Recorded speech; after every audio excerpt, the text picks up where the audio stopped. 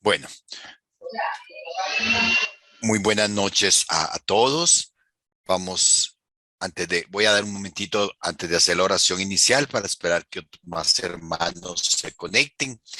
Nada más contestarles algunas preguntas que han hecho en el chat con respecto a la grabación de la lección pasada. Eh, Hace 8 días tuvimos un problema técnico y tuve que se dio la lección desde mi Zoom. Y entonces yo nunca he editado los videos ni cosas de esas. Entonces necesito enviárselo a los encargados del INSA para que lo editen y poder compartirlo con ustedes. En estos días ya espero poder hacérselos llegar, así es que tranquilos, todavía esa grabación no está en YouTube. Por eso no la hemos compartido, pero sepan que yo la tengo. Además, hoy vamos a hacer un pequeño resumen de lo que se habló hace 8 días para iniciar ya prácticamente la lectura del texto de Isaías. Así es que los que hoy hace 8 no pudieron integrarse, no pudieron conectarse, perdón, no se preocupen. Fue una lección introductoria importante porque nos da los aspectos básicos y fundamentales en la comprensión del Evangelio de Lucas, pero ahora vamos a hacerlo así muy rápidamente, un pequeño resumen, así es que Clarita no se preocupe, con mucho gusto nosotros se las vamos a hacer llegar, lo mismo esta sesión. Es norma del INSA, del Instituto Santiago Apóstol de nuestra diócesis, pues que los encuentros se graben y hacérselos llegar a todos y cada uno de ustedes. Así es que les prometemos que en estos días les van a llegar ya entonces las dos primeras sesiones, hoy hace 8 días y la de hoy también. ¿Verdad? Así es que gracias por las preguntas y, ¿verdad? Y entonces nosotros les indicaremos por medio del chat el momento en que se van a encontrar ya disponibles los encuentros, las grabaciones de los encuentros. Porque sé que algunos no pudieron por alguna situación especial conectarse hace 8 días, otros se han matriculado en estos días, se han integrado en estos días, entonces por esa razón hago la aclaración.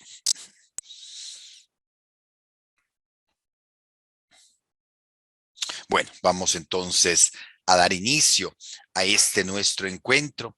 Vamos a invocar la presencia de Dios sobre todos y cada uno de nosotros y decimos juntos en el nombre del Padre, del Hijo y del Espíritu Santo. Amén. Te alabamos y te bendecimos, Señor del cielo y de la tierra, por tu infinita bondad y tu misericordia. Te damos gracias por los favores y beneficios que recibimos de tus manos. Te damos gracias porque nos permites reunirnos virtualmente en torno a la palabra para encontrarnos contigo, para que ardan nuestros corazones como ardieron en los discípulos camino de Maús.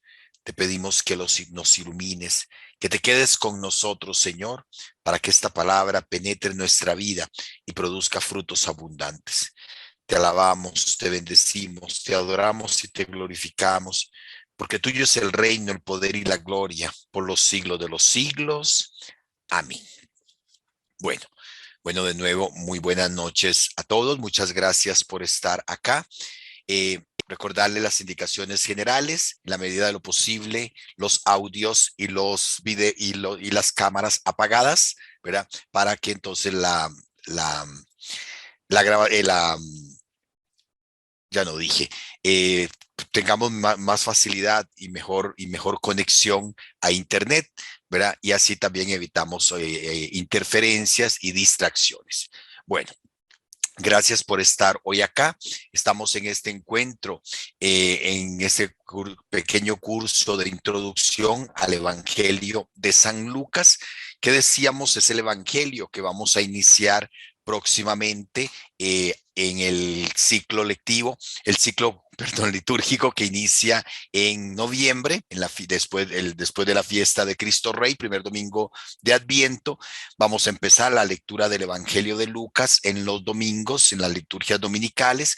Por esa razón hemos querido dar este pequeño curso de San Lucas que nos ayude a comprender y a saborear mejor la palabra, el banquete de la palabra de Dios que la iglesia nos va a ofrecer a partir de noviembre en el nuevo año litúrgico.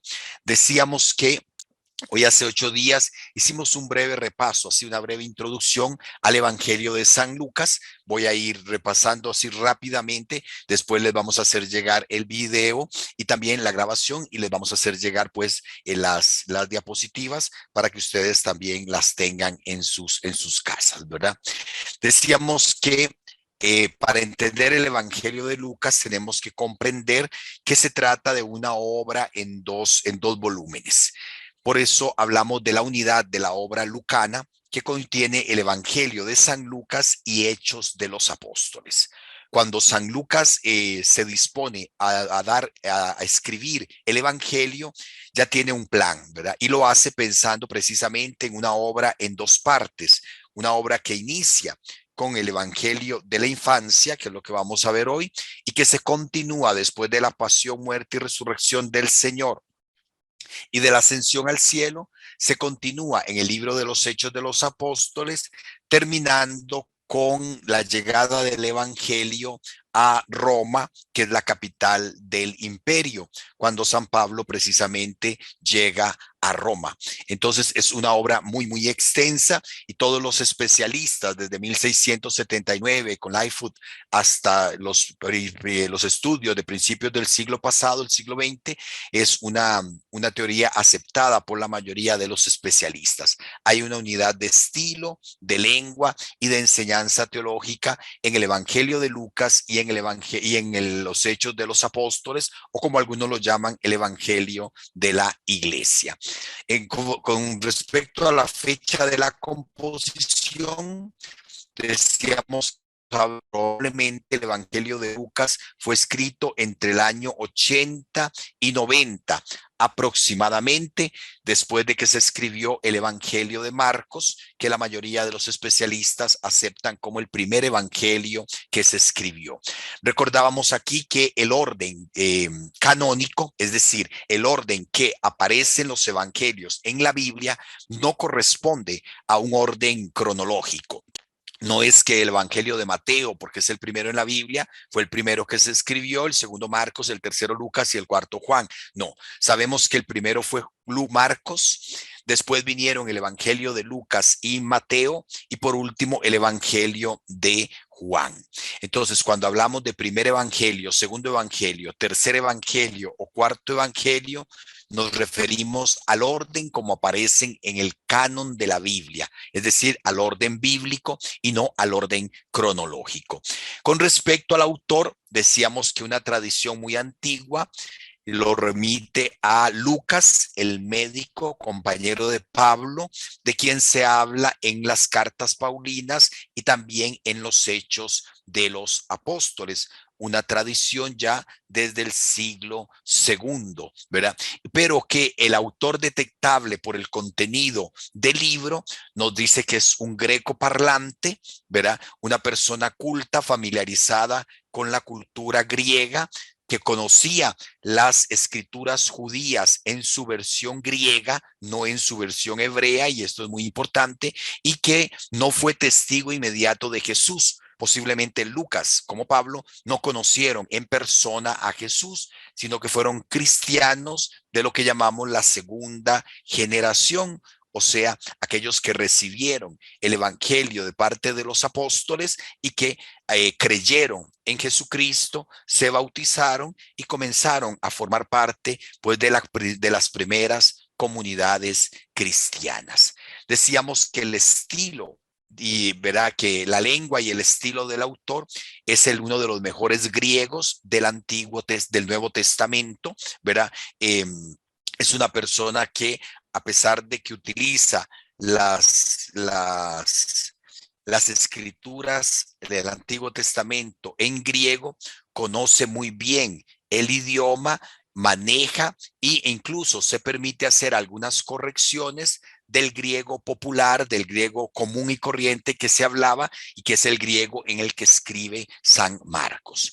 La finalidad de la obra, ¿por qué San Lucas escribió este evangelio? Decíamos que el mismo autor nos propone en el prólogo de la obra cuál es la intención. Y la intención es para que conozcamos la solidez de las enseñanzas que hemos recibido. Por lo tanto, decíamos que el Evangelio de Lucas no es una obra que se escribe para anunciar, en este caso, como primer anuncio, como para convertir a los paganos, ¿verdad? Sino que es una obra para cristianos, para que profundicen y para que se den cuenta precisamente que lo que han recibido tiene una solidez fundamental, ¿verdad? Y eso es lo que nos dice el prólogo. Decíamos que San Lucas nos presenta tres épocas o estadios de la historia de la salvación. Israel, que es la historia contada en el Antiguo Testamento y que vamos a ver que en los primeros capítulos se resumen perfectamente a través de los personajes que aparecen en el Antiguo Testamento, en los primeros capítulos y que hacen referencias al Antiguo Testamento. Jesús, ¿verdad? Que es la pieza central que une el Antiguo y el Nuevo, y la Iglesia, ¿verdad? Que es la historia contada en los Hechos de los Apóstoles. Así San Lucas nos va a presentar su obra y lo vamos a ir viendo a lo largo del texto. Como comunidad destinataria, decimos que aunque San Lucas dirige su libro o dedica su libro al querido Teófilo, al ilustre Teófilo, ¿verdad? Decíamos que no sabemos con exactitud a cuál comunidad le escribió directamente. La mayoría de los estudiosos piensan que se trata de una comunidad de origen paulino, es decir, alguna de las iglesias fundadas por Pablo en la zona de Grecia o Siria, ¿verdad? Es lo que nos dice los estudios. La estructura del Evangelio en general, tenemos un prólogo, que son los primeros versículos, que fue lo que estudiamos hace 8 días, el prólogo, la pequeña introducción con la que Lucas nos presenta su obra, y después vienen lo que llamamos los relatos de la infancia, y que algunos conocen como los evangelios de la infancia, que es lo que vamos a tratar de estudiar en este día, que son el capítulo 1 y el capítulo 2 del Evangelio de San Lucas, que nos refiere a todo lo que tiene que ver o algunos elementos relativos a la infancia de Jesús, ¿verdad? Y eso entonces es lo que vamos a ver el día de hoy. Pero antes de eso, recordarles que había pendiente una pregunta. Había quedado pendiente una pregunta porque algunos notaron que en la tradición católica, ¿verdad? O en la tradición cristiana en general, los evangelistas se identifican con algunas figuras que se encuentran en el Antiguo y en el Nuevo Testamento, sobre todo en el libro del Apocalipsis. En el libro del Apocalipsis se habla de cuatro vivientes que el San Juan pues nos hace referencia, nos los presenta sin especificar exactamente qué significa. Cuando veamos el libro del Apocalipsis, podremos entonces estudiar un poquito la simbología de esas representaciones. Son cuatro figuras como mitológicas, un hombre con alas, un toro, un león, ¿verdad? Y un águila, más o menos, que son cuatro figuras que aparecen en el libro del Apocalipsis y que se encuentran en la presencia de Dios. Ahora, desde el siglo segundo, ¿verdad? Uno de los santos padres, Ireneo, hizo referencia a que esas figuras eran representación de los evangelistas. Ahora, ¿por qué San Ireneo hizo esta afirmación? Primero, porque a él le tocó vivir una época en donde estaban multiplicándose los evangelios apócrifos, es decir, evangelios que no eran aceptados por la comunidad cristiana como verdad, como auténticos testigos de la fe que predicaron los apóstoles. Entonces, para ratificar que eran 4 los evangelios reconocidos por la iglesia, entonces el Santo Padre hace, este Santo Padre Ireneo hace una referencia a que 4 son los evangelistas, como 4 son esas figuras de las que nos habla el Apocalipsis. Ya después, la tradición quiso entonces identificar cada uno de los evangelistas con uno de los personajes eh, que se mencionan. Por esa razón, San Mateo se le presenta como un hombre con alas. Ahora, ¿cuál fue la razón para identificar a Mateo con esta figura? Pues Mateo inicia su evangelio hablándonos de las genealogías de Jesús, ¿verdad? De todo el árbol genealógico de Jesús, desde Abraham, ¿verdad? Desde Abraham hasta José, ¿verdad? Y entonces, por esa referencia a la humanidad, por esa referencia a un Jesús que, que es descendiente de Abraham, entonces se le relaciona con el hombre. San Marcos se representa con con el león. Los que han ido a la ciudad de Venecia. Venecia se venera como patrono a San Marcos y por eso el león también es un signo de la ciudad de Venecia, ¿verdad? Porque Venecia representa, porque el león representa a Marcos. ¿Por qué esta razón? Bueno, porque Marcos comienza su evangelio hablándonos precisamente de la actividad de Juan el Bautista en el desierto de Judá. Y entonces el desierto es un lugar donde viven animales salvajes, aunque en el desierto no hay leones, pero bueno, es una referencia, pero sobre todo porque se menciona al desierto de Judá. Y Judá en el Antiguo Testamento es representado con un león. El león de la tribu de Judá, por la valentía, por la fuerza, por el coraje del pueblo de la tribu de Judá. Entonces el Antiguo Testamento hace referencia de león de la tribu de Judá. Como Marcos, entonces, inicia su evangelio precisamente en el desierto de Judá, con la actividad de Juan el Bautista predicando en el desierto, entonces se le representa precisamente con el león. Ahora, nuestro evangelista Lucas se le representa, bueno, dejemos a Lucas de último, el otro es Juan, que se le representa con un águila, porque Juan inicia su evangelio precisamente con ese prólogo tan hermoso que nos invita a contemplar al Hijo de Dios, a la palabra hecha carne, a la palabra que estaba en Dios y la palabra que era Dios. Es decir, es un evangelio de una teología muy profunda. Y entonces se le compara con el águila, esa capacidad de clavarse, digamos, y esa capacidad de subir y fijar su mirada en el sol sin que se vean afectados sus ojos. Es una de las características de las águilas. Las águilas normalmente vuelan viendo el sol, ¿verdad? Según los estudiosos, y no tienen ningún problema en sus vistas, más bien tienen una vista extraordinaria, capaz de ver un ratón o una presa muy pequeña desde kilómetros y kilómetros de altura, ¿verdad? Entonces a Juan se le compara con el águila. Y nuestro evangelista, el evangelista Lucas, se le compara con un toro.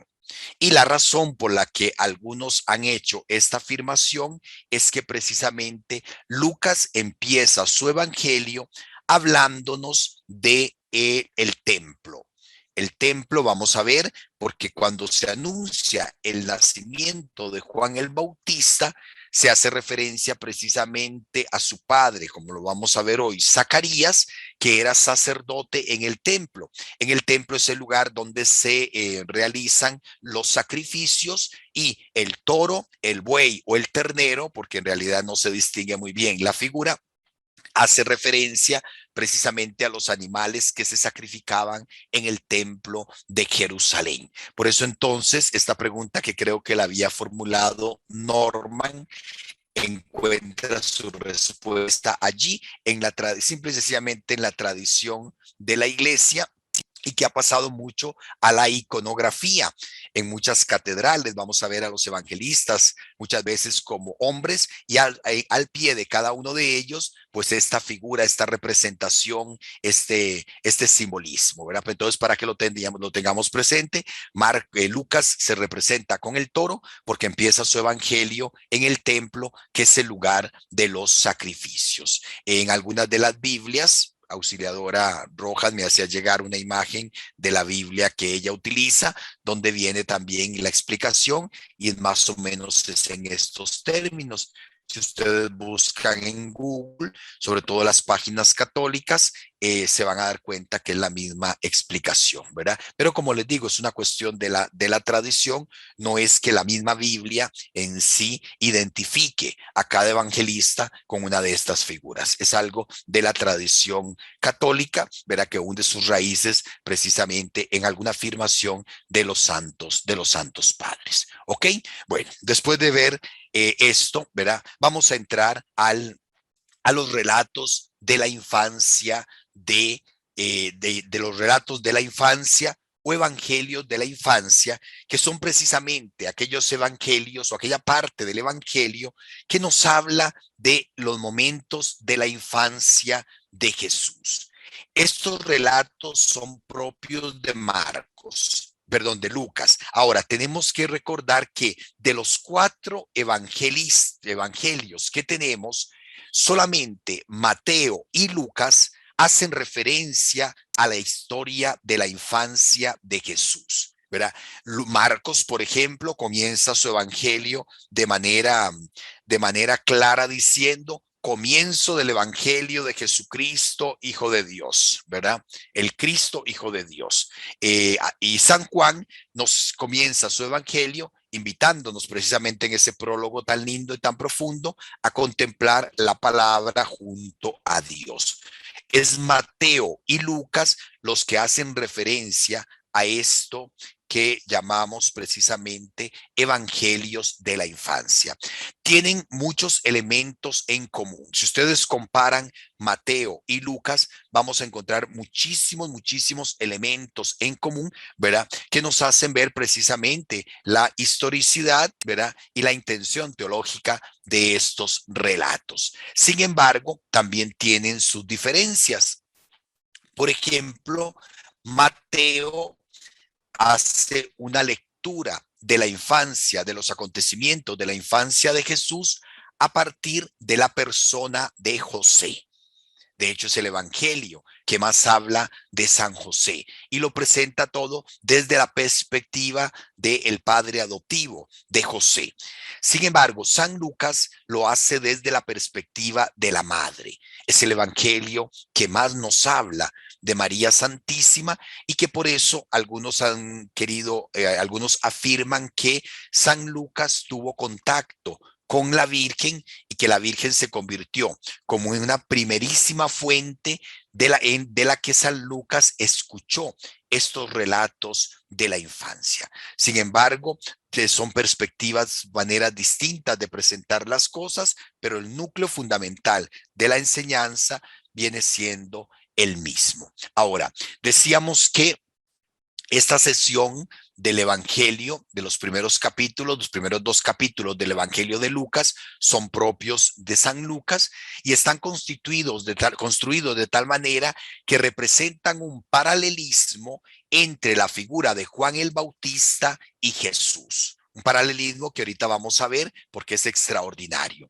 Es una sesión inspirada profundamente en el Antiguo Testamento, sobre todo en el Antiguo Testamento griego, ¿verdad? Tanto en la lengua como en los temas y oráculos.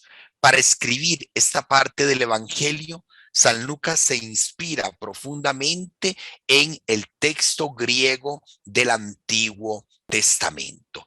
Nos presenta el misterio de Jesús y la misión de Juan el Bautista por medio de una serie de mensajes sobrenaturales que los ángeles formulan. Es la sesión donde aparecen los ángeles hablándole, en este caso, a Zacarías, ¿verdad? El padre de Juan el Bautista, y a María, la madre de Jesús, revelándoles su elección, revelándoles el proyecto salvífico de Dios. Tienen una intención particular. Recordemos que los evangelios no son una biografía, no es que nos pretendan dar datos para satisfacer nuestra curiosidad acerca de cómo era o cómo fue la infancia de Jesús, sino eh, simple y sencillamente son un prólogo teológico, es decir, introducir el mensaje y la obra de Jesús desde la infancia, desde la infancia, ¿verdad? Donde ya se van a introducir, ¿verdad? A introducir los temas más importantes de toda la obra de San Lucas, tal y como vamos a percibirlos ahorita cuando leamos el texto. Veamos así, a manera esquemática, estas dos infancias, la infancia de Jesús y la infancia de Juan el Bautista, tal y como nos lo presenta San Lucas en estos dos primeros capítulos. Empiezan con la anunciación. En el primer caso, con respecto a Juan el Bautista, la primera columna, la anunciación a Zacarías. Recordemos que la palabra anunciación viene de anuncio. Se le anuncia a un personaje específico el plan de Dios. Y entonces, en este caso, con respecto a Juan el Bautista, se le anuncia al Padre, a Zacarías, el sacerdote que estaba oficiando en el templo, la elección por parte de Dios, el anuncio del nacimiento de un hijo en circunstancias muy especiales, como lo vamos a ver, ya que Zacarías e Isabel eran ancianos e Isabel era estéril, y a la par tenemos la anunciación a María, también en una circunstancia muy especial, porque es precisamente ya no a una mujer anciana estéril, sino a una doncella virgen, a una mujer desposada con José, pero que aún no había convivido con él.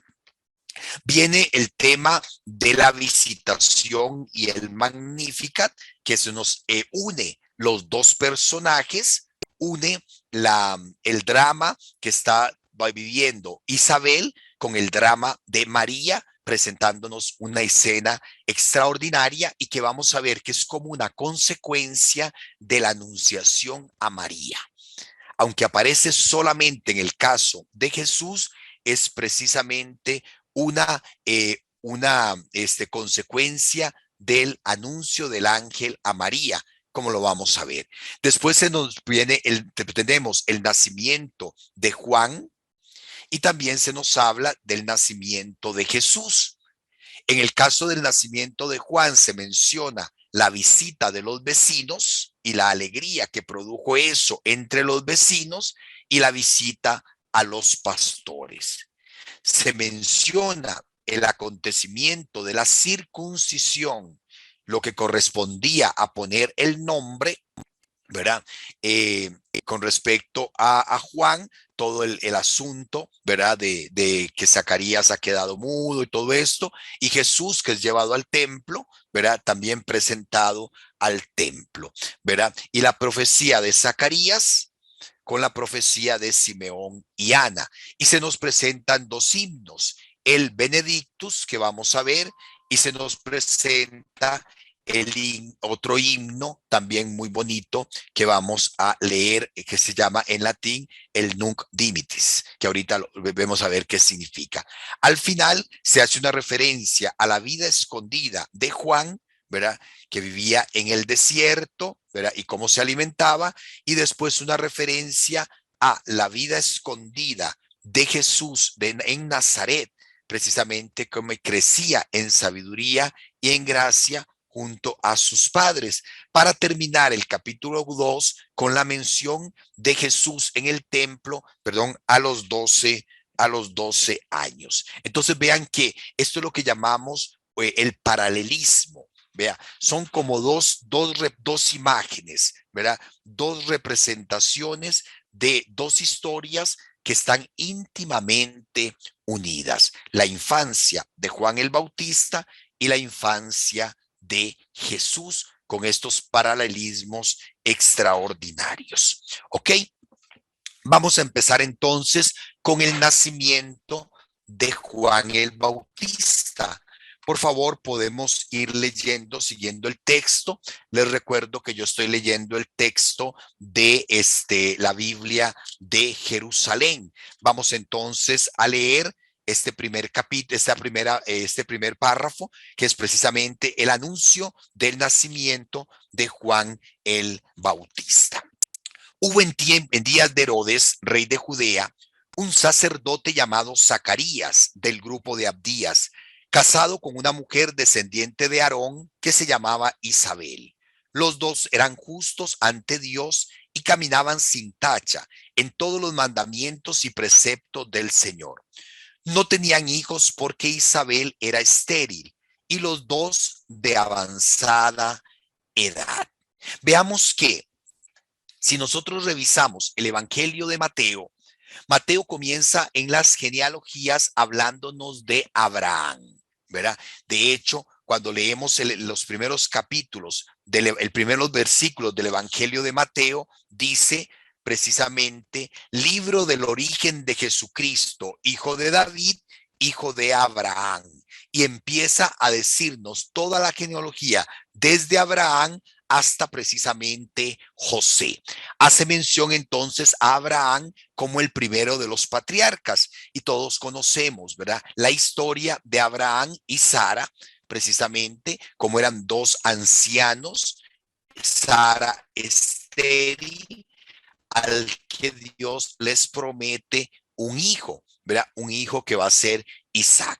Veamos que San Lucas no menciona absolutamente nada de Abraham, pero en la figura de Zacarías y de Isabel es como si se estuviera reflejando la figura de Abraham y Sara. Entonces, si decimos que la historia de la salvación empieza precisamente con la llamada que Dios hace a Abraham y con la promesa de darle descendencia, veamos que de alguna manera San Lucas hace referencia entonces a al inicio de la historia de la salvación, presentándonos detalladamente las circunstancias en las que viven Zacarías e Isabel. Verá, primero, dos hombres justos ante Dios. Los dos eran justos ante Dios y caminaban sin tacha en todos los mandamientos y preceptos del Señor. Noten cómo San Lucas nos presenta, en primer lugar, que eran justos. Mateo nos habla de José como un hombre justo. Lucas nos presenta a Abraham y Sara como justos. Y en el Antiguo Testamento, el hombre justo es el que cumple la voluntad de Dios, es el que cumple los mandatos del Señor. Y vean que San Lucas presenta el cumplimiento de los mandatos y los preceptos del Señor, no nada más como el cumplimiento de una ley, sino como un camino, como una vida. Caminaban sin tacha en los mandamientos y preceptos del Señor. Hermanos, los mandamientos no son una carga. Los mandamientos son precisamente un camino que nos conduce a Dios, un camino que nos une precisamente a Dios. San Lucas nos habla de caminar en los mandamientos y preceptos del Señor. Inmediatamente no tenían hijos porque Isabel era estéril y los dos de avanzada edad. Referencia casi que idéntica a Abraham y Sara, la mujer estéril y el hombre de avanzada edad.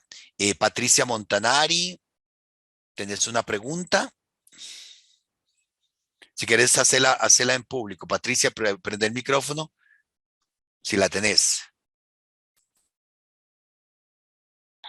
No, padre, una consultita nada más. En aquel tiempo, cuando nació Juan el Bautista y Jesús, yo sé que tal vez me estoy adelantando mucho, no sé, pero ¿ellos se conocieron de niños o fue hasta que él fue bautizado? Vamos a ver eso. Y la Tranquila, otra es, paciencia.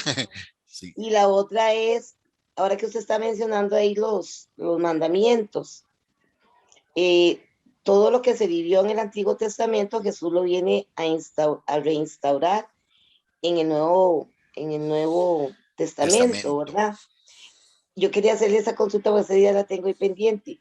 ¿Qué hay de cierto? Digamos que los 10 mandamientos, Jesús, ya no son los 10 mandamientos, sino Jesús instaura otros. Lógicamente está el respetar a padre y a madre, los Ok, 3 primeros, pero no sé si estará. Entonces, es que ese día tengo esa preguntilla. si no, no, gracias, Patri. No, recordemos que Jesús no viene a abolir la ley. Los 10 mandamientos siguen siendo un camino que Dios dio a la humanidad para entrar en comunión con Él. Jesús no viene a abolir la ley, Jesús viene a darle plenitud. Y Jesús nos enseña que entonces que los 10 mandamientos, o como se le conoce, el decálogo, tenemos que vivirlo, pero desde la perspectiva del amor. Por eso cuando le preguntan a Jesús cuál de los mandamientos es el más importante, Jesús habla del amor a Dios y el amor al prójimo. Si hacemos un análisis de los 10 mandamientos, vamos a darnos cuenta que los primeros mandamientos nos refieren a nuestra relación con Dios, amar a Dios sobre todas las cosas, no tomar el nombre de Dios en vano, santificar las fiestas. Y el resto de los mandamientos hacen referencia al prójimo, empezando precisamente por el prójimo más cercano, que serían nuestros propios padres, ¿verdad? Desde el cuarto hasta el último. Por eso entonces Jesús hace referencia de un amor, ¿verdad? Un amor, eh, un amor, que es, perdón, el camino del amor, el amor a Dios que se manifiesta en el amor al prójimo. José Alberto, tu pregunta, ¿era costumbre en el pueblo judío que el primogénito fuera sacerdote o sirviera en el templo? No, no, porque para ser sacerdote en el Antiguo Testamento tenías que pertenecer a la tribu de Leví. Solamente los varones de la tribu de Leví podían ser sacerdotes. No tenemos que confundir esto con lo de la primogenitura, porque por mandato de Dios, todo primogénito era consagrado a Dios. Pero al decir que era consagrado a Dios, no significa que era sacerdote o que tenía que ocuparse de las cosas de Dios solamente. No, simple y sencillamente, todo primogénito de hombre, de animal o de producción, las primicias de una cosecha, todo era consagrado a Dios. Ahora, había un rito. La consagración, y esto es muy importante, la consagración se hacía normalmente haciendo un holocausto. Había que, por ejemplo, el primer cordero que nacía en un rebaño, el primer cordero, el primogénito, era ofrecido a Dios y se ofrecía quemándolo, haciendo un holocausto. Él, como en la Biblia detesta y prohíbe los sacrificios humanos, entonces, en lugar de ofrecer la vida de un primogénito para significar su consagración, se ofrecía en su lugar algunos animales. ¿Se acuerdan que, y lo vamos a ver, cuando María y José llevan al niño al templo, llevan 2 pichones, 2 palomitas que tienen que ofrecer en sacrificio en representación de su hijo? Las familias adineradas ofrecían corderos, ofrecían toros, ofrecía ganado vacuno, perdón, sí, ganado grande, ¿verdad? Mientras que las familias pobres, el animalito más barato era la paloma, ¿verdad? Un pichón. Entonces, por eso Jesús y María presentan un pichón, ¿verdad? Eso era para consagrar y hacer cumplir lo de la primogenitura, pero no significaba que fuera sacerdote. No sé si me doy a entender, José. Cualquier cosa, si no, volvés a preguntar, por favor. ¿Ok?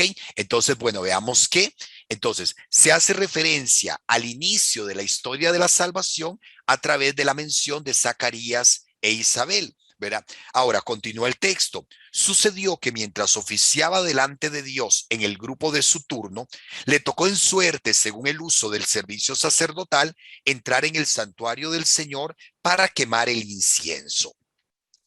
Hermano, la liturgia judía en el templo era complicadísima, ¿verdad? Y la información que tenemos acerca de todo el ritual que se hacía todos los días en el templo era una liturgia muy, muy complicada. Por eso no podía realizarla un sacerdote. Habían grupos de sacerdotes. Era la organización propia del sacerdotal, del levítica, como se llama en el Antiguo Testamento, del templo. Entonces, en cada grupo se distribuían funciones. Una de las funciones era entrar en la mañana al Santo Santorum, que era el santuario del Señor, como se le llamaba, ¿verdad? En este caso el santuario no es tanto el templo, sino el lugar donde estaba el arca de la alianza, ¿verdad? El sacerdote entraba una vez en la mañana y otra vez en la tarde a cambiar las brasas y las esencias del incienso o de los perfumes que se quemaban todo el día delante del Señor, ¿verdad? Delante de la presencia de Dios. El texto de San Lucas nos dice que ese día le tocó a Zacarías entrar al santuario y atención, toda la multitud del pueblo estaba fuera en oración a la hora del incienso. Porque recordemos que no cualquiera podía entrar al Santo Santorum, no cualquiera podía entrar a la presencia del Señor, ¿verdad? Y el pueblo común, ¿verdad? No podía definitivamente nunca. ¿Qué se hacía? Que el sacerdote que entraba a hacer este ofrecimiento, a hacer este oficio litúrgico de cambiar las brasas, de poner nuevo incienso, nuevos aromas, al salir del santuario, al salir del Santo Santorum, entonces ofrecía, daba la bendición al pueblo, daba la bendición al pueblo. Entonces, esta muchedumbre, ¿verdad? Que habla toda la multitud del pueblo, ¿verdad? La muchedumbre que estaba fuera en oración, ¿verdad? Esperaba la salida del sacerdote para recibir la bendición. Y esto va a ser muy importante. Me adelanto para que después no se me olvide. Cuando nosotros seguimos leyendo el texto, conocemos toda la historia y ahorita la vamos a leer. Zacarías, perdón, recibe la visita del ángel, ¿verdad? Del ángel Gabriel, ¿verdad? También porque Gabriel es el actor, perdón, de las dos anunciaciones, ¿verdad? Viene todo lo de la incredulidad, queda mudo, ¿verdad? Queda mudo y entonces el pueblo estaba esperando y se extrañaban de que demorara tanto el santuario y Zacarías sale perturbado, sale mudo, no puede dar la bendición. Y entonces podríamos pensar, en el Evangelio de San Lucas, la multitud se quedó sin bendición. Hermanos, vean qué lindo. Si nos vamos al final del Evangelio, 24:50, capítulo 24, versículo 50. La bendición no la da ya el sacerdote Zacarías al inicio del Evangelio, sino que la bendición la da Jesucristo en el momento de la ascensión. Lo sacó hasta cerca de Betania y alzando sus manos los bendijo. Vean qué lindo. En los primeros versículos del Evangelio, la gente está esperando la bendición que el sacerdote Zacarías no da y que al final del Evangelio es Jesucristo resucitado, ascendiendo al cielo, quien bendice a la multitud. Un detalle muy lindo, ¿verdad? Una forma, San Lucas, de unir el inicio con el final, lo que se llama en literatura bíblica una inclusión, como que todo el evangelio queda incluido en este detalle de la bendición. No es no es el sacerdote del Antiguo Testamento el que da la verdadera bendición, es Jesucristo muerto y resucitado, que al ascender de nuevo al Padre bendice a la muchedumbre. Ok, viene el corazón de la historia. Sucedió. Con razón él va así. Perdón, un momentito. Ok, vamos a silenciarlos. Sucedió que mientras oficiaba delante de Dios en el grupo del su turno, le tocó suerte. Ahora, si toda la multitud del pueblo estaba afuera en oración a la hora del incienso, se le apareció el ángel del Señor de pie a la derecha del altar del incienso. Al verle, Zacarías se sobresaltó. Tengamos presente las comparaciones. María se sobresalta cuando llega el ángel y el temor se apodera de él. Recordemos que el temor en el Antiguo Testamento no es tanto el miedo que paraliza, sino la reverencia. Inmediatamente se sabe, es un enviado de Dios, y entonces el temor reverencial ante la presencia del Señor. Sin embargo, el ángel, al igual que a María, el ángel le dice a Zacarías: no temas, porque tu petición ha sido escuchada. Isabel, tu mujer, te dará un hijo a quien le pondrás por nombre Juan. Será para ti gozo y alegría, y muchos se gozarán en su nacimiento, porque será grande ante el Señor. No beberá vino ni licor y estará lleno del Espíritu Santo ya desde el seno de su madre, y convertirá al Señor su Dios a muchos de los hijos de Israel, e irá delante de él con el espíritu y poder de Elías. ¿Ok? Para hacer volver los corazones de los padres a los hijos y a los rebeldes a la prudencia de los justos, para preparar el Señor un pueblo bien dispuesto. ¿Ok? Vean el anuncio de Zacarías. En primer lugar, tengamos presente, hermanos, que con Abraham, con Isaac, con la mención que se hace de la situación vital de Zacarías e Isabel, se está hablando del inicio de la historia de la salvación. Ahora aquí se menciona a Gabriel. Resulta que el arcángel Gabriel aparece en el libro de Daniel, y el libro de Daniel en la Biblia griega es el último de los libros de la Biblia. Entonces vean que de alguna manera, al presentarnos este personaje, ¿verdad? Este personaje, ¿verdad? Del libro de Daniel, apareciendo en este momento, ¿verdad? Es un texto muy bonito, un poquito complicado de leer, el libro de Daniel, porque habla precisamente de cómo se cumplen una profecía de las 70 semanas, se habla de que se ungirá al santo de los santos, o sea, al Mesías, ¿verdad? Y se habla también de Elías. Lo importante aquí es que entonces, al mencionar la situación de Zacarías e Isabel, se hace referencia al inicio de la historia de la salvación.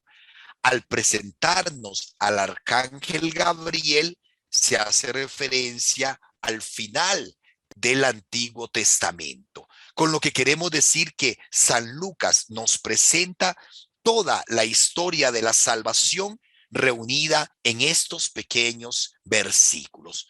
Al mencionar estos personajes, se hace mención implícita de todo el Antiguo Testamento. Y esto es muy importante que lo tengamos presente, porque San Lucas está bien, Jesucristo trae la novedad, pero es una novedad que continúa todo un plan de salvación que Dios empezó desde que llamó a Abraham a salir de Ur de los Caldeos. Perdónenme, vamos a seguir leyendo un momentito. Viene entonces todos los detalles de las dudas de Zacarías. Zacarías dijo al ángel: ¿en qué lo conoceré? Porque yo soy viejo y mi mujer de avanzada edad. El ángel le respondió: yo soy Gabriel, el que está delante de Dios, y he sido enviado para hablarte y anunciarte esta buena noticia. Los que tienen ahí lápiz de color o lapicero, subrayen ese verbo, anunciarte. Es un verbo fundamental en el Evangelio de Lucas. Es el término evangelium, ¿verdad? Y vean que, porque San Lucas va a insistir mucho en en el anuncio de la predicación, en transmitir esa buena noticia, ¿verdad? Esa buena noticia.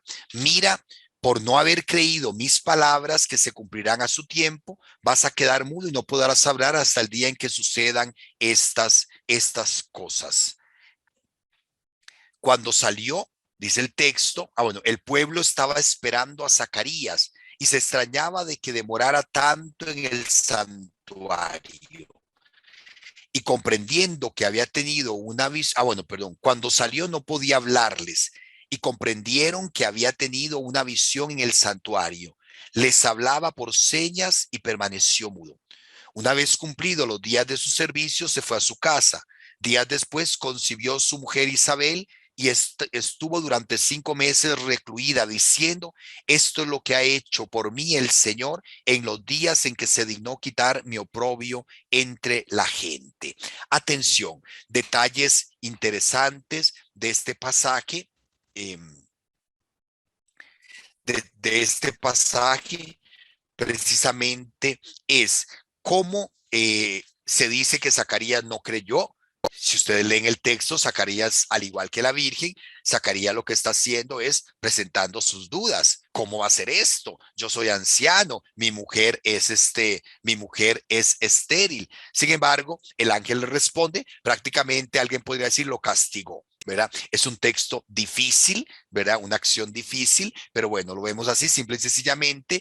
Zacarías queda mudo hasta que se cumpla. Vean que si fuera un castigo, no es un castigo permanente, es algo, una situación temporal, es una consecuencia de su propio asombro. No puede entender cómo puede ser esto y entonces pierde la capacidad de hablar, hasta que se cumplan. Mencionar ya lo de la bendición y ver cómo la palabra que el ángel transmite a Zacarías se cumple perfectamente. Isabel concibió su mujer y estuvo durante 5 meses recluida. Atención a este detalle, recuerdo que alguna vez alguna persona me lo preguntaba, ¿por qué Isabel se escondió cuando quedó embarazada? Es que le daba vergüenza que dijeran que una vieja tan vieja y en esas cosas. No, nada que ver.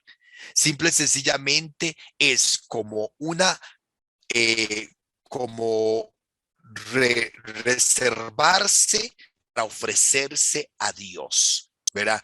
No es que siente vergüenza por su estado. Recordemos que en aquel momento la esterilidad se veía como un oprobio, como una gran tristeza, como una gran desgracia delante de la comunidad.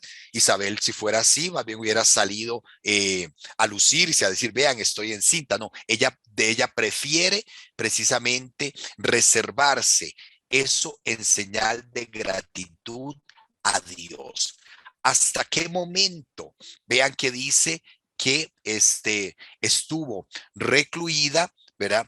Estuvo recluida por 5 meses, ¿verdad? 5 meses recluida. Vamos a ver entonces qué pasa a los 5 o 6 meses de embarazo de Isabel, el anuncio de María, porque precisamente este acontecimiento se convierte en una referencia cronológica, porque cuando se habla de la anunciación, ¿qué es lo que sigue? Se dice al 6.º mes. ¿Al 6.º mes de qué? Pues de esto que pasó.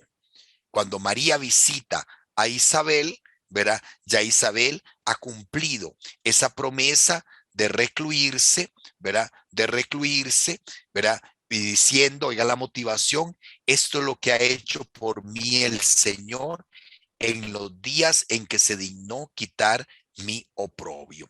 Con respecto a la misión de Juan el Bautista, veamos cómo el arcángel habla precisamente de un mensaje de conversión. Convertirá al Señor su Dios a muchos de los hijos de Israel, ¿verdad? Y cómo su misión fundamental es preparar un pueblo bien dispuesto. ¿Preparar a quién? Al Señor. Juan el Bautista se nos presenta ya desde el momento mismo del anuncio de su nacimiento como el precursor. Y la referencia a Elías, yo creo que ya todos ustedes la conocen, es fundamental porque precisamente en el último libro de los profetas, en el libro de Malaquías, se dice que Elías será enviado antes del día del Señor. Elías tendrá que venir antes del Mesías. Y por eso entonces la tradición cristiana interpretó a Juan el Bautista como figura del Mesías, perdón, como figura de Elías. Inclusive cuando le preguntan a Jesús, Juan es Elías, Jesús dice sí, pero no en el sentido de que Elías se reencarnara, ¿verdad? O que Elías, sí, perdón, se reencarnara en Juan, sino que Juan lo que cumple es la misión que se le atribuía a Elías. No es que Juan sea la misma persona que Elías, sino que Juan tiene la misma función que se le atribuía a Elías. Preparar la llegada del Señor, ¿verdad? Ser el precursor del Mesías. Y eso también es importante.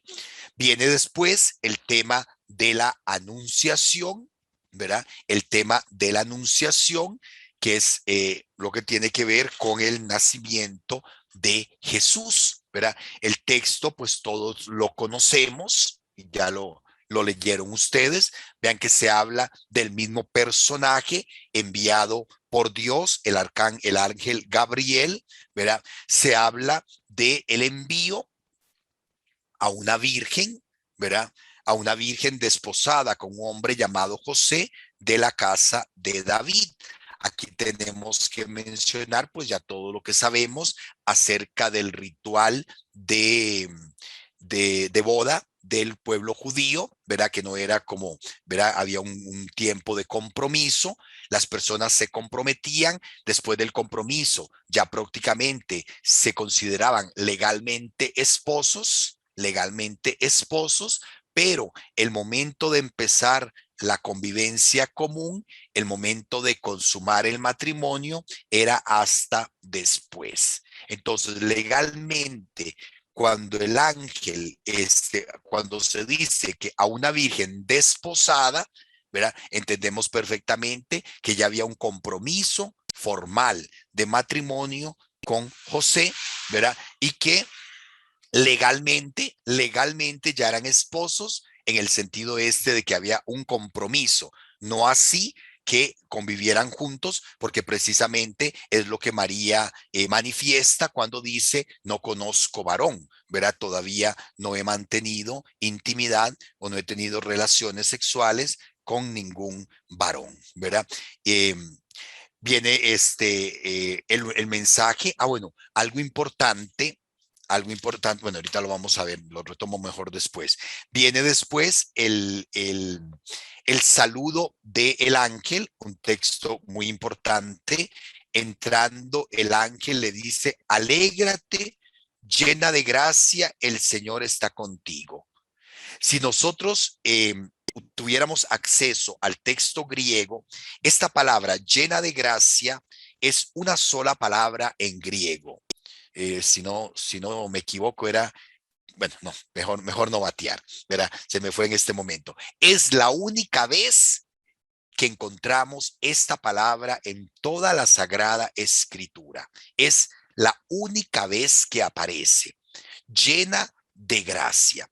Y podríamos, podríamos hacer todo un estudio de lo que significa este texto. Algunos han querido ver que es un momento que a partir de ahí la Virgen se llena de la gracia de Dios. Otros, que es la posición que mantiene la iglesia, es que el ángel reconoce ya en María una gracia especial preexistente. No es que María se llena de gracia en ese momento, sino que ya María estaba llena de gracia, de la gracia de Dios, incluso antes de la visita de Gabriel. ¿Verdad? Este saludo es fundamental en boca del arcángel, que reconoce precisamente en María pues una virtud especial. Dios la ha llenado de sus gracias incluso antes del momento mismo de la encarnación. Ella se conturbó con estas palabras y se preguntaba qué significaría aquel saludo. Vea que igual el mismo paralelismo con Zacarías. Zacarías se conturbó. María entonces también se conturbó y se preguntaba qué era aquello. El ángel le dice, como le dijo a Zacarías, no temas, María, porque has hallado gracia delante de Dios. Vas a concebir en el seno y vas a dar a luz un hijo a quien pondrás por nombre Jesús. Detalles importantísimos. El padre era quien ponía el nombre y el nombre hace referencia a una misión. Veamos que en los dos textos de anunciación es Dios quien pone el nombre. Al hijo de Zacarías, Dios lo nomina como Juan, ¿verdad? Le pide que le pongan el nombre Juan, y al hijo de María pide que le pongan el nombre Jesús, ¿verdad? Por la misión que traen. En este caso, será grande, se llamará Hijo del Altísimo, y el Señor Dios le dará el trono de David, su padre, y reinará sobre la casa de Jacob por los días por los siglos, y su reino no tendrá fin. Veamos que encontramos aquí dos menciones. Primero, la mención a David, ¿verdad? La mención de que será hijo de David. Ocupará, se le dará el trono del padre David. Una referencia específica a los textos de Isaías que nos hablan de el descendiente de David que reinará en la casa de Israel, ¿verdad? Y después se habla precisamente que será hijo del Altísimo, que es entonces cuando vienen las preguntas de María. ¿Cómo será esto? Pues no conozco varón. El ángel respondió, el Espíritu Santo vendrá sobre ti y el poder del Altísimo te cubrirá con su sombra. Por eso el que ha de nacer será santo y se llamará Hijo de Dios. Veamos que si la referencia a David, en la referencia a David, se manifiesta que en Jesús se cumplirán todas las promesas y todas las expectativas de Israel, porque es el Mesías davídico, el Mesías descendiente de David. Este anuncio del ángel con respecto al niño supera todas las expectativas, porque será precisamente hijo de Dios, el mismo Dios que haciéndose hombre, ¿verdad? Viene a llevar a cabo la salvación. Y es lo que San Lucas y la comunidad cristiana vamos a creer profundamente después, y se va a anunciar en el querigma. Jesucristo es verdadero Dios, es hijo del Altísimo, y precisamente es lo que llama poderosamente la atención a María, siendo ella virgen y sin relaciones íntimas con ningún varón. Ella va a concebir por obra y gracia del Espíritu Santo.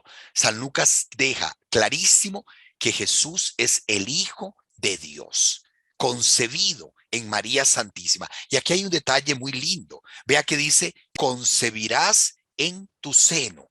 Y es la palabra concebir, es precisamente todo ese proceso de formación de la persona humana desde el momento mismo en que el óvulo es fecundado.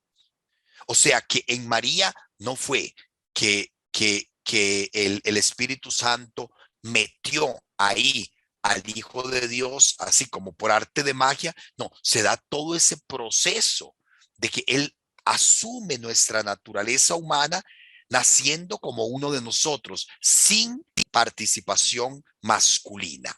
Nosotros sabemos que el ser humano para nacer necesita de las dos semillas, ¿verdad? El óvulo y el espermatozoide. En el caso de Jesús, el espíritu es el que fecunda el óvulo de María para que entonces comience a concebirse el Hijo de Dios. Por eso Jesús toma de María la carne, toma de María la sangre, ¿verdad? Y toma de María la humanidad para salvarnos precisamente a todos nosotros.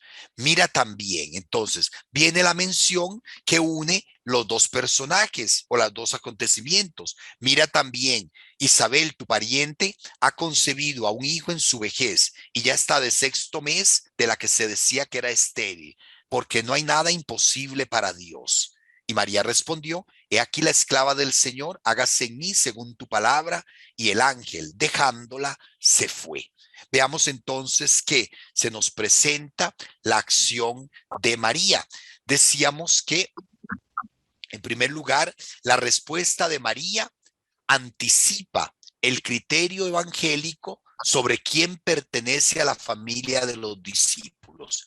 ¿Quién es el verdadero discípulo en el evangelio de Lucas? El que cumple la palabra de Dios. Este es mi padre, mi madre, mi hermano, mi hermana. El que escucha la palabra de Dios y la cumple. Vean que ya desde la anunciación María aparece precisamente como una que pertenece, es la discípula, es primera discípula porque cumple. Hágase en mí según tu palabra, que se cumpla lo que Dios ha pronunciado a través de tu palabra, le dice María al ángel. Y viene inmediatamente el texto de la visitación. Ya sabemos entonces que se puso en camino y fue con prontitud a la región de Judá a visitar a Isabel. Algunos han querido ver es que en el paralelismo entre Isabel y entre la historia de Juan el Bautista y la historia de Jesús no aparece este texto. El texto no es solo para unir los dos personajes, no es solo para poner juntas a María y a la Virgen, no, es para manifestar que una vez que María se reconoce como discípula del Señor, hace precisamente lo que un discípulo está llamado a hacer: compartir la buena noticia con los otros. María va no solamente a ayudar a Isabel, sino también no va a ver si es cierto, ¿verdad? Es que María va a constatar que lo que el ángel le dijo era cierto, ¿no? Ella creyó realmente en la palabra del ángel. María va precisamente a compartir la buena noticia con otros. Se puso en camino y se fue con prontitud a la región montañosa, a una ciudad de Judá, entró en casa de Zacarías y saludó a Isabel. La reacción del niño que San Lucas menciona: en cuanto oyó Isabel el saludo de María, saltó de gozo el niño en su seno. E Isabel quedó llena del Espíritu Santo. En el vientre de María, en el vientre de Isabel, Juan el Bautista anticipa su misión: alertar al pueblo sobre la llegada, la venida del Señor. Ese niño que salta de alegría en el seno de su madre Isabel, lo que está haciendo es alentarla, alertarla, ¿verdad? Comunicarle a Isabel que está frente al misterio de Dios, frente a un acontecimiento especial. Por eso entonces precisamente dice Isabel: bendita tú entre las mujeres y bendito el fruto de tu seno. Vea que es una profecía. Isabel no sabe en ese momento, María no ha dicho nada. ¿De dónde a mí que venga a verme la madre de mi Señor? El Espíritu hace reconocer a María, ¿verdad? Y a Isabel, perdón, y bendecir a María como madre del Mesías y como aquella que ha creído en la palabra. Anticipa las prioridades de Jesús, ¿verdad? Creer en la palabra que se anuncia. Porque apenas llegó a mis oídos la voz de tu saludo, saltó de gozo el niño en mi seno. Feliz la que ha creído, porque se cumplirán las cosas que fueron dichas de parte del Señor. Entonces, veamos que inmediatamente viene el cántico. Y María dijo lo que conocemos como el Benedictus, como el Magnificat, Una vez que, si vean, en la historia de la redacción del Evangelio, algunos consideran que estos himnos, porque San Lucas nos da varios himnos, nos da el Magnificat, nos da el Benedictus y nos da el cántico de Simeón, ¿verdad? Desde el anciano Simeón, ¿verdad? Y entonces algunos consideran que estos himnos fueron introducidos por San Lucas, ¿verdad? En su evangelio, pero que ya permanecían con anterioridad, que fueron las primeras comunidades cristianas las que compusieron estos himnos, porque basados precisamente en el evangelio, basados precisamente en el Antiguo Testamento. Y cada versículo de estos himnos tienen una profundidad teológica y una referencia explícita a el Antiguo Testamento. Sabemos el primer cántico, el cántico de María, ¿verdad? Que hace referencia precisamente a la alabanza a Dios por las obras y la grandeza que ha hecho el Salvador, porque ha mirado la humillación de su esclava, ¿verdad? Son himnos, ¿verdad? Cargados profundamente del Antiguo Testamento, en donde se alaba la acción de Dios y la misericordia que alcanza de generación en generación. Cuando le pusimos título a este curso, ¿verdad? Decíamos que al encuentro con el Dios de la misericordia. Ya desde estos primeros capítulos y de este primer capítulo, San Lucas va a insistir en la misericordia de Dios, ¿verdad?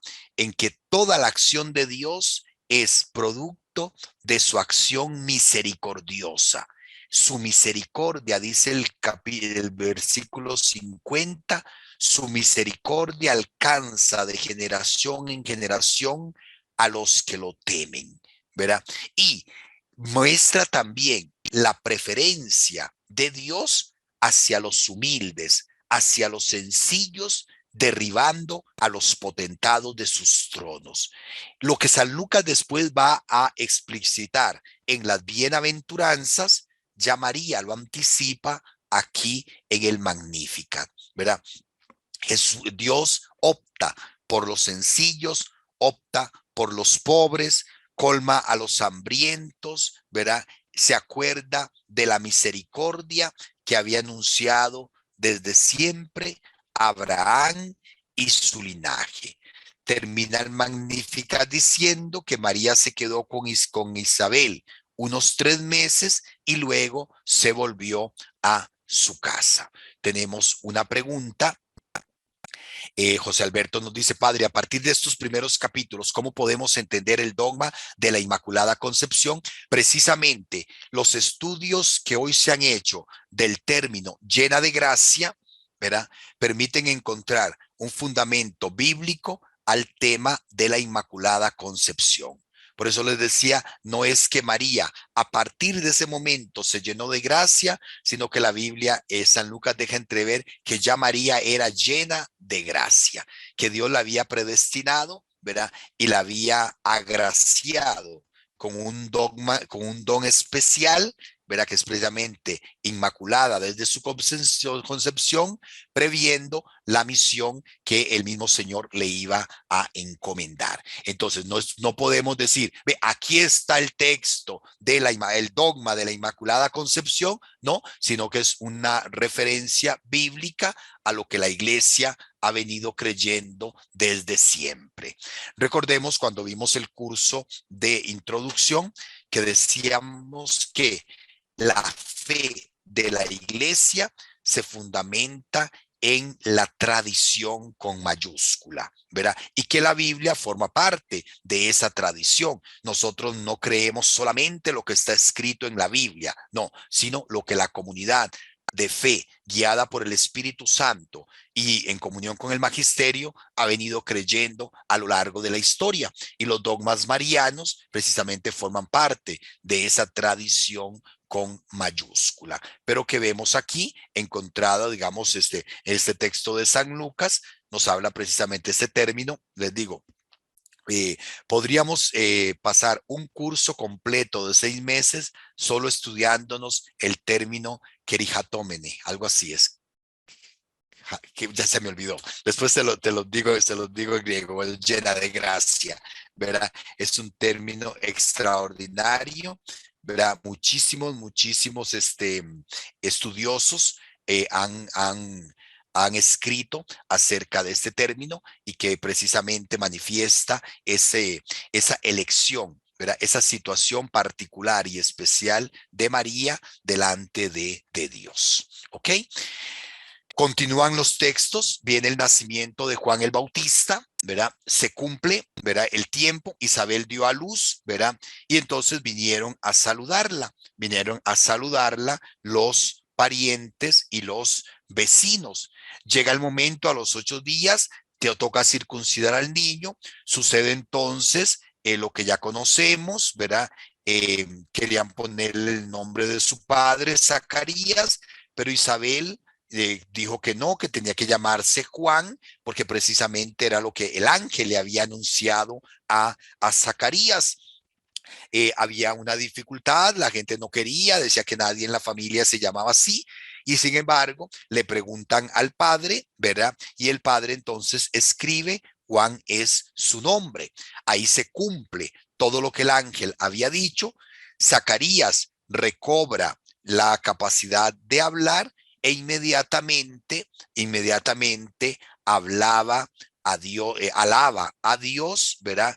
Quedando lleno del Espíritu Santo, claramente alaba a Dios diciendo, bendito sea el Señor Dios de Israel, porque ha visitado y redimido a su pueblo. Y todo este himno que nos habla precisamente del cumplimiento de las promesas que Dios hizo a Israel, que Dios hizo a Israel. ¿Verdad? Entonces, gracias, Clarita. Clarita está de asistente hoy. El término es quejaritomene. En griego es llena de gracia. Quejaritomene es el texto que utiliza San Lucas y la traducción en español lo traducimos como llena de la plenitud de la gracia, ¿verdad? Eso significa el texto literalmente. Gracias por el forro, Clarita, Dios te bendiga. Ok, no sé si hay alguna otra pregunta. Bueno, cuando les decía lo de los cánticos, vieran que es curioso, porque si ustedes, si pudiéramos quitar los cánticos, el texto continúa normal, ¿verdad? Después de la visitación, feliz la que ha creído, ¿verdad? Porque todas estas cosas fueron dichas de parte de Dios, ¿verdad? Se le cumplió el tiempo a Isabel y tuvo un hijo. Si nosotros quitáramos los cánticos, no pasa nada en el texto. Sin embargo, los cánticos vienen a enriquecer profundamente la interpretación que San Lucas quiere darnos de toda la historia de la salvación. Después del cántico de Isaías, se habla de donde Zacarías, se habla de la vida oculta de Juan el Bautista. El niño crecía y su espíritu se fortalecía y vivió en lugares desiertos hasta el día de su manifestación a Israel, ¿verdad? Es como termina en este caso y comienza lo que sería ya el nacimiento de Jesús, la visita a los pastores, la circuncisión, la presentación del niño Dios en el templo. Cuando se cumplieron los días que debía purificarse, llevaron a Jesús a Jerusalén. Vean que se acuerdan que cuando hablábamos en el curso de introducción, decíamos que la Biblia no es un libro de historia. Aquí San Lucas, que no era hebreo, que no era judío, que no conoce mucho acerca de las tradiciones, dice que presentaron al niño, ¿verdad? Cuando se cumplieron los días que debía purificarse. No, históricamente la purificación de la mujer se daba 40 días después. La purificación, la presentación del niño para ponerle el nombre y la circuncisión era a los 8 días. Posiblemente, de hecho, la madre no podía participar en este rito, era el padre el que presentaba al templo al niño, ¿verdad? Sobre todo, y si se trataba del primogénito, pues era el padre el que tenía que cumplir lo que decía la ley, ofrecer el sacrificio en lugar de su hijo, ¿verdad? San Lucas enreda las dos tradiciones y nos dice que cuando se cumplieron los días que debía purificarse, ¿verdad? Fue cuando se dio eso. Pero bueno, nos habla entonces de que los padres de Jesús cumplen, ¿verdad? Cumplen a cabalidad lo que dice la ley, ¿verdad? Lo que dice la ley, ofrecen el sacrificio por su primogénito y al llegar al templo, entonces se encuentran con estos dos personajes, Simeón y Ana, los ancianos que se encontraban en el templo. De Simeón decía, era un hombre justo y piadoso. Oiga, como justo y piadosos eran Zacarías y Ana, como justa y piadosa es María, ¿verdad? Y como justo y piadoso es José. Simeón y Ana aparecen como hombres justos, piadosos, que esperan la consolación de Israel y que esperan también el cumplimiento de las promesas. Se da entonces el cántico de Simeón cuando alaba a Dios, ¿verdad? Porque le ha permitido ver a su hijo, ¿verdad? A ver la salvación, ¿verdad? Viene la profecía de Simeón a María que le hace ver que que el niño será como una bandera discutida, ¿verdad? Será puesto para caída y elevación de muchos en Israel. Y viene la profecía de Ana, ¿verdad? Cuando habla precisamente que alababa y bendecía a Dios, ¿verdad? Y hablaba del niño a todos los que esperaban la redención de Israel. Y termina con la vida oculta de Jesús en Nazaret. Una vez que se cumplieron estas cosas, vuelven a Galilea, a la ciudad de Nazaret. El niño crecía en gracia y se fortalecía, y termina esta sesión con la presentación de Jesús en el templo, en donde se nos quiere transmitir precisamente que a la edad de 12 años, cuando el varón judío comenzaba a tener una vida activa de participación en el culto, San Lucas nos dice nada más: Jesús es consciente de que su Padre es Dios. Lo que se anunció en estos primeros capítulos, lo que el ángel dijo, se presenta ahora a esta temprana edad de los 12 años como ya algo que Jesús tiene conciencia, ¿verdad? Aunque es nada más lo que se dice. Veamos que de la infancia de Jesús no sabemos absolutamente nada. Simple y sencillamente a los 12 años es consciente de que debía dedicarse a las cosas de su padre. Sin embargo, el texto continúa diciendo que volvió con ellos a Nazaret. María conservaba estas cosas en su corazón y crecía en sabiduría, estatura y gracia ante Dios y ante los hombres. Vean que son textos extraordinarios, textos que ya conocemos y que entonces nos presentan a Jesús como el que cumple las promesas de Israel. Hace 8 días decíamos que en estos primeros capítulos los personajes del Antiguo Testamento cruzan el puente para encontrarse con el Nuevo Testamento. Entonces, todos los personajes que aparecen en estos capítulos, en estos 2 capítulos, que son presentados como gente sencilla, como justos, como piadosos, como gente que aguarda la redención, son los que dan el paso para encontrarse precisamente con el Mesías, con el Salvador, con Jesucristo el Señor.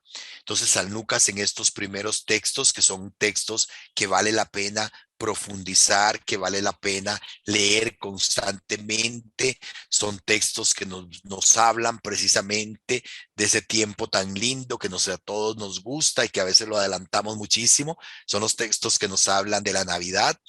Pues precisamente meditar en estos textos nos ayuda a entender precisamente que en Jesús se cumple la promesa de Dios. Jesús es el Hijo de David. Jesús es verdaderamente Hijo de Dios, y María se presenta como la primera discípula que cumple la palabra del Señor. No sé si hay alguna pregunta, algún comentario.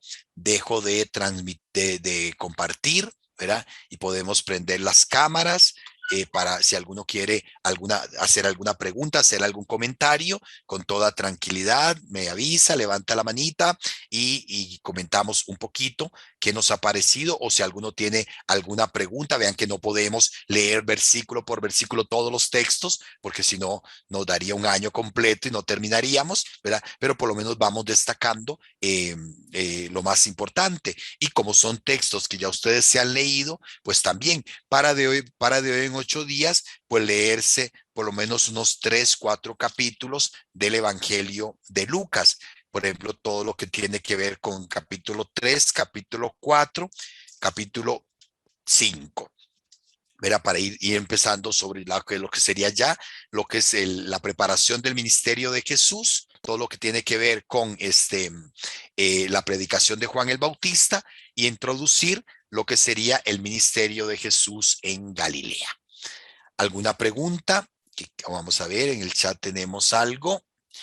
Me llamó mucho la atención el cántico de María en relación al cántico de Ana del Antiguo Testamento. Sí, Gaby, por eso te decía, son cánticos, bueno, no solamente el cántico de María, sino el cántico de Zacarías y el cántico de Simeón están profundamente inspirados en el Antiguo Testamento. Es más, algunos dicen que el cántico de María es casi que una copia del cántico que hace Ana, la mamá de Samuel, cuando presenta a su hijo al templo y lo consagra al Señor. Son cánticos que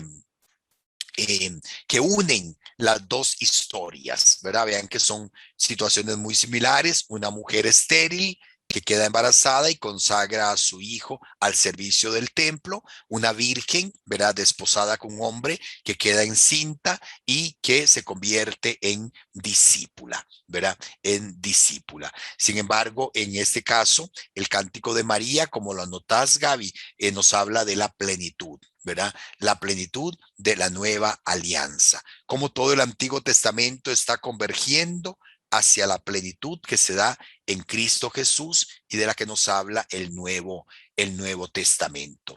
¿Ok? No sé si hay alguna otra pregunta. Clarita, ¿todo claro? Muy bien, bueno, que Dios me les bendiga. Entonces, nos vemos, si Dios lo permite, el próximo jueves, para seguir adelante con esta lectura del Evangelio de Lucas.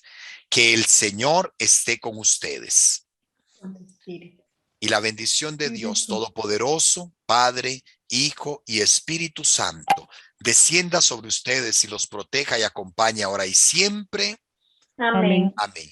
Bueno, muchísimas gracias, muchas bendiciones y nos vemos de hoy en 8. Muy Gracias, lindo, Padre. padre. Bueno,